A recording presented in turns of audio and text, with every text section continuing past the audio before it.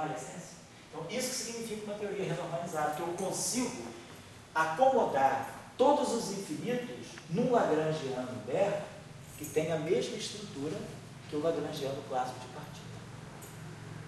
Então, nós temos que fazer o mesmo exercício depois na QED escalar. Vou fazer isso na próxima aula, não calculando os gráficos todos, mas ou colocando a estrutura. O que é importante nós vamos aprender aqui, duas discussões bastante fundamentais da próxima aula.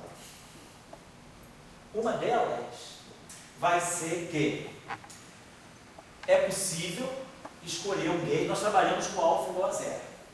Então, trabalhando com alfa igual a zero, que é o gauge de Feynman, nós vimos que nós renormalizamos a função de onda viajante, o campo de tirada. Tem um resultado interessante que eu não coloquei aqui, nem nos livros se encontra, mas é um resultado interessante que é o seguinte: pode-se sempre escolher um gauge oportuno, não necessariamente o gauge Feynman, obviamente, tal que não haja contratermo para a função de onda do elétron, do campo de Dirac. Ou seja, aquele termo que sai proporcional a P/, ele pode ser feito completamente estrito, a parte de dentro. Porque eu estou trabalhando com gauge Feynman, então o meu propagador do fóton tem um termo só.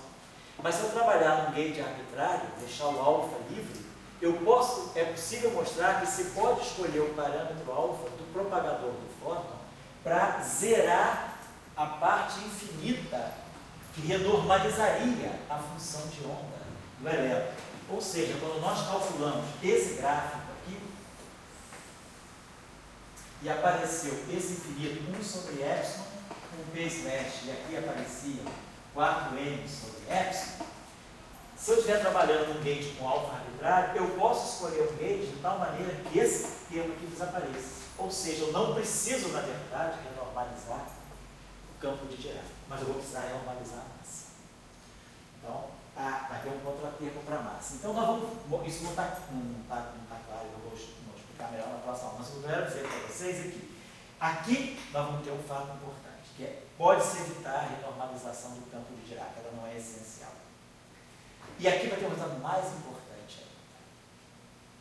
Com os cálculos de hoje, vocês já podem ver que o KV é igual ao Kψ.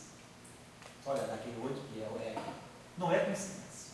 Então, na verdade, esse termo aqui vai cancelar esse. Isso se chama identidade de ordem. Nós trabalhamos só com identidade de ordem, era essa.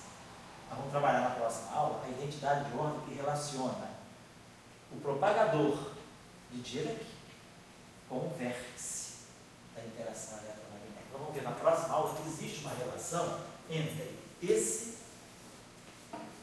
gráfico de Feynman, qualquer coisa esteja dentro dessa bolinha, e esse gráfico de Feynman. Na QED extraemorial, esse gráfico de Feynman normaliza a parte, o campo de Dirac. O campo de Dirac é a massa. E esse gráfico aqui normaliza o vértice. Então, vamos mostrar que esse gráfico e esse gráfico, o contratermo induzido por esse gráfico vai ser sempre igual ao contratermo induzido por esse gráfico. Então, vai acontecer sempre esse cancelamento. Então, na verdade, a carga do elétron ela é renormalizada única e exclusivamente pela função de onda do campo de luz. E isso aqui é fundamental para QED, o chamado cálculo da função beta para QED. Isso aqui é fundamental para mostrar que na QED, quanto mais alta a energia, ou seja, quanto menor a distância, maior é a carga elétrica. A constante de acoplamento ela fica grande para pequenas distâncias, que é o que nós conhecemos. A pequenas distâncias, a interação eletromagnética é forte. E a grandes distâncias, a interação eletromagnética decai. Então, esse resultado aqui, esse objeto aqui vai me gerar a chamada função beta da carga elétrica da QED. E essa função beta da QED, ela vai ter um comportamento tal que nós vamos mostrar aqui o ponto infravermelho fixo é o ponto de infravermelho, significa grandes distâncias. É o ponto de constante de acoplamento muito pequeno. Se eu estou a grande distância na QED, a interação eletromagnética cai muito. Só que, claro, na QD eu não posso atingir uma região de constante acoplamento nula. Por quê? Porque a massa do elétron não é zero. Então, o elétron me coloca uma barreira. Ele tem um comprimento de onda de Compton que não é zero. Então, eu não posso entrar muito. Eu não posso chegar a distância zero. O fóton não. O fóton tem massa zero. O elétron, né, tem massa finita. Então, eu tenho um comprimento de onda de Compton do elétron. Então, a gente vai discutir, eu coloquei uma reflexão para vocês já um pouco começarem a pensar. Aquelas 3 questões que eu coloquei para vocês, todos os cursos pensarem, né, independentemente de pré-requisito, dá para todo mundo pensar, é um pouco essa questão. O que acontece com a interação eletromagnética em certas situações em que a massa do elétron é grande ou pequena? Por que o potencial eletromagnético pode ser do tipo 1 sobre R log de R, por exemplo? Porque a gente está acostumado com o potencial eletromagnético ser 1 sobre R. A lei de Coulomb lá do ensino fundamental é 1 sobre R, a lei do ensino médio, né? É 1 sobre R.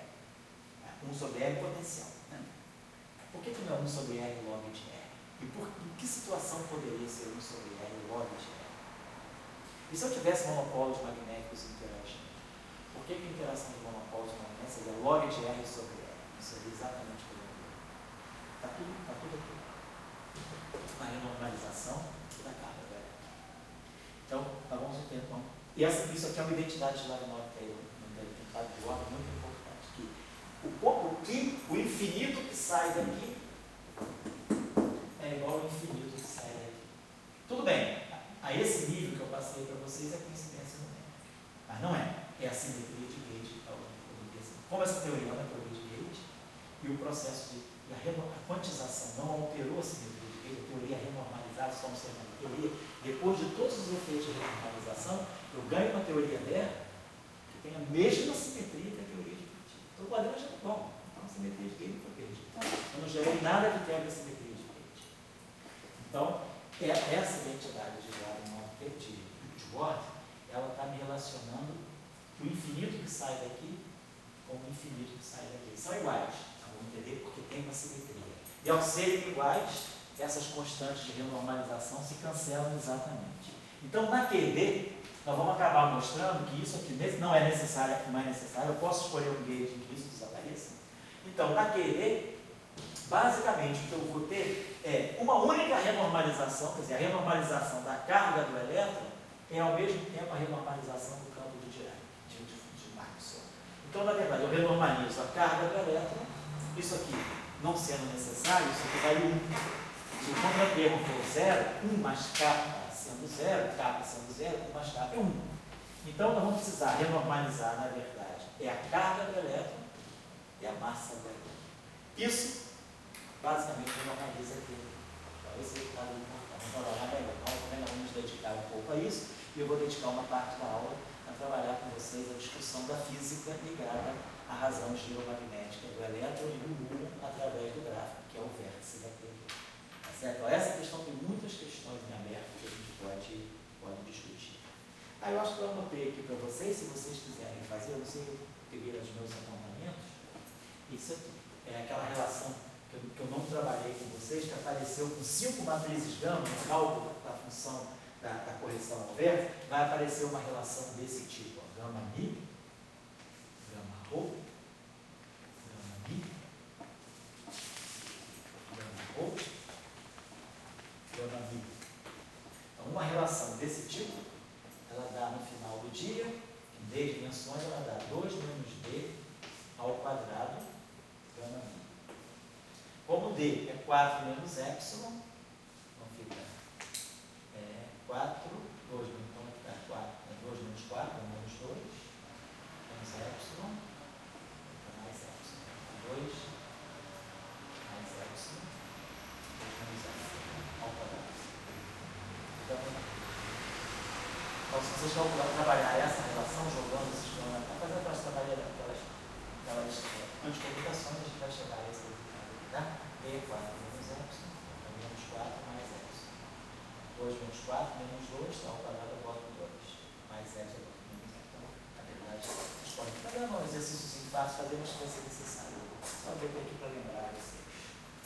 Tá bom, pessoal? Então, hoje, a gente basicamente teve, não sei quantos de vocês possam ter sido, mas o primeiro contato para alguns com a renormalização a um loop daquele, claro que isso aí pode ser estendido a ordens superiores, nós não vamos fazer. Mostrei o processo a um loop para que vocês compreendam como que funciona. Então, na próxima aula, nós vamos apurar um pouco mais esses resultados. Vamos trabalhar um pouco mais, falar um pouco mais de cálculos a ordens superiores e vamos fechar a discussão das partes. Vamos falar na próxima aula do lamp shift, um pouco mais do lamp shift, que é uma aplicação da polarização do vácuo, e vamos falar um pouco mais da razão giromagnética, do elétrico nulo, que é uma aplicação da função do vértice eletromagnético. Tá bom? Então fica a próxima aula, segundo a minha agenda, essa semana que vem a gente tem QED normal, eu acho, quinta-feira também. Tá, eu acho que bom, de qualquer maneira, domingo eu passo a agenda da semana